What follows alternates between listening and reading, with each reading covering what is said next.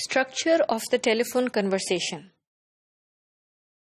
The structure of the telephone call is basically based upon two blocks, which can be the caller, meaning the person who called. So what does he say, and then what does the person who is being called, what does he have to say?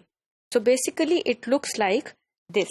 So you can see here that first of all there is greeting, and you identify yourself to the switchboard operator, and then you request for the party you called. And once you get through to that party, then again you greet and identify yourself, and then give the reason or the purpose for your call, and then cover point by point the information which you want to give or you want to get. And then pre-close call is that you summarize what you talked about and you thank the person you called, and then you respond to the thanks, and then you close the call. Similarly, the person who's being called, he has to identify himself or herself and cover the main points according to what is the topic under discussion, giving information, making arrangement, etc. And then for the pre-close call, confirm main points, thank the caller and respond to thanks call, and then close the call. So these building blocks give us a starting framework for the steps or the procedures involved in a phone call. For the purpose of program development, we also need a template for evaluating performance so that we can share feedback with our trainees. This could be based around the following model. Here we can see that we have to evaluate our learners according to the preparation, according to the structure, the manner, and the language which they use in the phone call. The first step here is preparation. This deals with the mental preparation of the learner, of the person who is calling. So he has to visualize what the caller would be asking. He has to visualize the scenario, how the conversation is going to proceed, and what are the questions which perhaps the called would ask him. So this is the necessary preparation.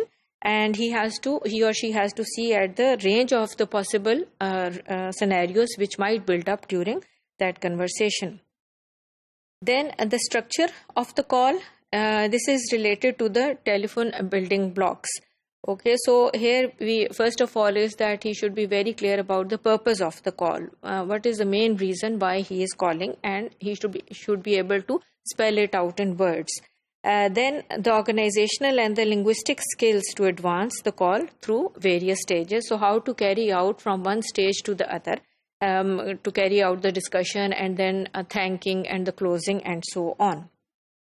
What should be the manner which the learner should be given practice of? First of all, the speech should be very clear. There should be no mumbling. There should be no incoherent noises.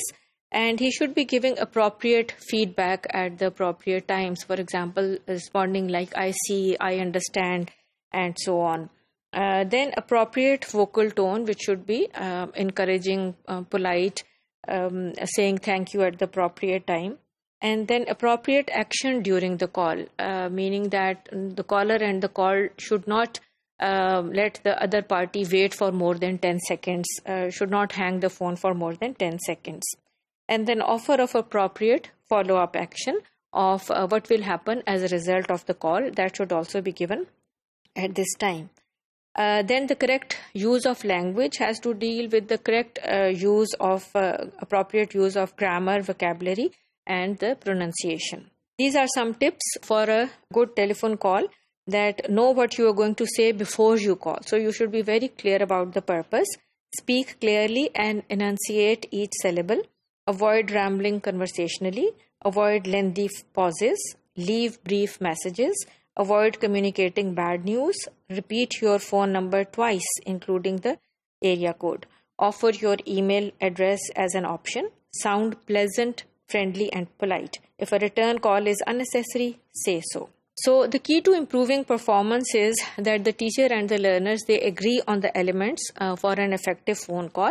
Whether it's related to the manner or to the language and so on, and then practice phone calls to integrate all these elements which we talked about, and then the teacher has to share the feedback about the strengths and weaknesses of the learners after giving them practice.